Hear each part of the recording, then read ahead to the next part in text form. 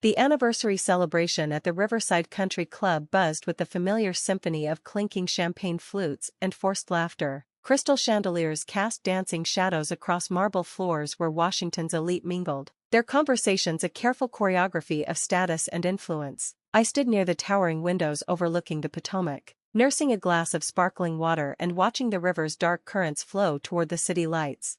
I should have known Aunt Patricia would find me.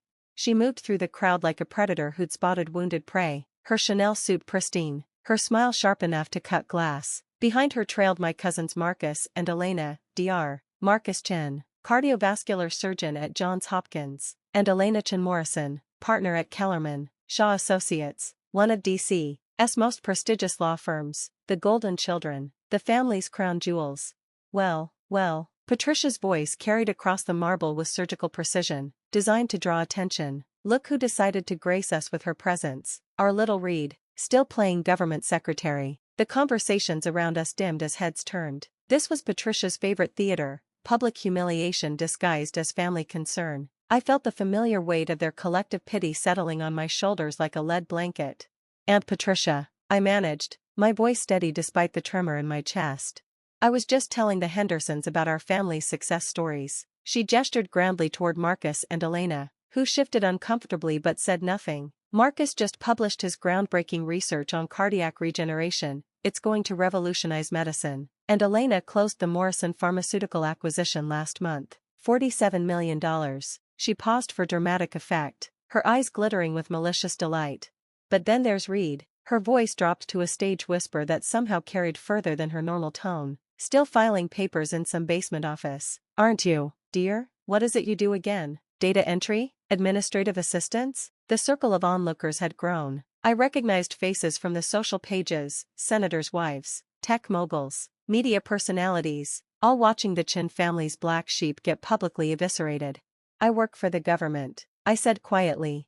Patricia laughed, a sound like breaking crystal. Government work? How noble, though I suppose someone has to keep the filing cabinets organized while the real leaders shape the world. Marcus cleared his throat. Aunt Patricia, maybe we should. No, she waved him off. I think it's important we acknowledge everyone's contributions, don't you? Marcus saves lives, Elena shapes corporate law, and Reed, she tilted her head with mock sympathy. Reed processes paperwork, such an inspiration to us all. The words hit their mark with surgical precision. I felt heat rise in my cheeks, the familiar shame mixing with anger I'd spent years suppressing. But before I could respond, the energy in the room shifted like the moment before lightning strikes. Two men appeared at the ballroom's entrance. They weren't guests, that much was immediately clear. Dark suits that seemed to absorb light, earpieces that curved behind their ears like question marks, eyes that swept the room with mechanical precision before locking onto me. The conversations didn't just quiet, they died completely, as if someone had switched off the sound. They moved through the crowd with the fluid efficiency of sharks through water, parting the sea of Washington elite without a word. Senators stepped aside, CEOs moved out of their path. Even the waitstaff seemed to sense something elemental and dangerous approaching. They stopped 3 feet from our little circle. The lead agent, tall, gray-haired, with eyes like winter mornings, addressed me directly. Director Chen. His voice carried the weight of absolute authority. I apologize for the interruption, Director Chen. The words hung in the air like a physical presence. I watched Patricia's face transform from smug satisfaction to confusion to something approaching panic. We have a code black situation, the second agent continued. POTUS is secure in the Situation Room. He's requesting your immediate presence for threat assessment and strategic response authorization. The ballroom had become a tomb. 200 of Washington's most powerful people stood frozen, watching this impossible scene unfold. Marcus's mouth hung open. Elena had gone pale. But Patricia looked like someone had just told her the laws of physics were optional. Ma'am, the first agent pressed gently. Time is critical. I nodded, setting down my water glass with hands that remained perfectly steady despite the earthquake happening around me. How bad is it? Foreign state actor, coordinated infrastructure attack, power grid, financial networks, communications. They hit us at 2147 hours Eastern. The technical details flowed between us like water, the shorthand of people who lived in a world most couldn't imagine. As we spoke, I watched Patricia's face cycle through disbelief, horror, and finally, something that looked like she was watching her entire understanding of reality collapse in real time. My car is outside, I told the agents. Give me 2 minutes to change and grab my gear. Already handled, ma'am. We have everything you need en route. I turned back to my family one last time. Marcus and Elena stared at me like I'd spontaneously grown wings. My parents, who had been quiet observers of Patricia's performance, now looked shell-shocked. But Patricia was the picture of a woman whose entire worldview had just been fed through a wood chipper. Reed, she whispered, her voice smaller than I'd ever heard it. I didn't. No, I said quietly, you didn't. The agents flanked me as we moved toward the exit. Behind us, I could hear the explosion of whispered conversations beginning, the sound of 200 people trying to process what they'd just witnessed. As we reached the doors, I heard Patricia's voice one last time, cracked and desperate. She's my niece. Reed is my niece, but I was already gone. The Situation Room. The armored sedan cut through DC, traffic like a blade through silk, sirens clearing our path as we raced toward the White House. In the backseat, I closed my eyes and let myself transform. The woman who'd stood in that ballroom nursing wounded pride was gone. In her place sat Director Reed Chen, Deputy Director of the National Cybersecurity Command, holder of more security clearances than most people knew existed. My phone buzzed incessantly against my leg. I ignored it.